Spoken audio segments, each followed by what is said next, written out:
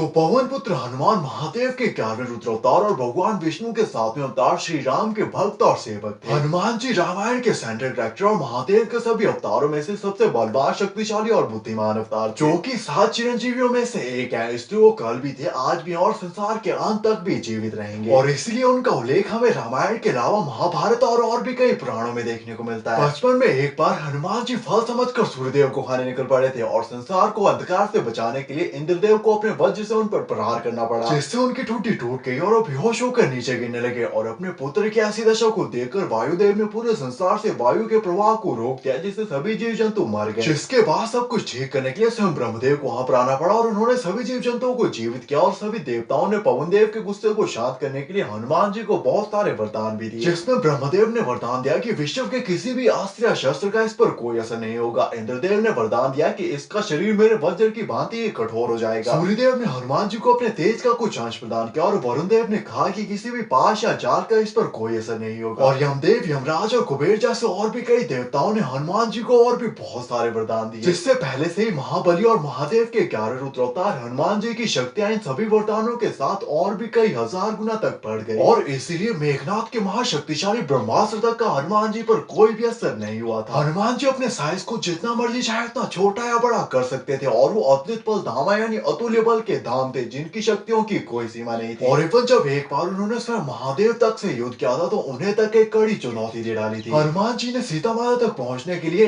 एक ही छलांग में 100 योजन की दूरी तय की थी, जिससे इतनी पावर जनरेट हुई कि जिस पर्वत से उन्होंने छलांग लगाई थी वो पर्वत पाताल लोक में धंस गया। और रावण की लंका में अकेले जाकर कई महाशक्तिशाली राक्षसों और योद्धाओं को हराकर पूरी की पूरी लंका को ही जला दिया था, जिसका एवं रावण तक पर एक गहरा प्रभाव पड़ा था। और जब अंकल शांति संदेश लेकर वहां पर गया था तो रावण कहता है कि राम से कौन डरता है, वो दोनों तो बस वनवासी हैं, मुझे चिंता तो उस वानर की है। और महाभारत में खुद को महाशक्तिशाली और सबसे बलवान समझने वाले भीम हनुमान जी की पूंछ तक को जमीन से नहीं उठा पाए थे।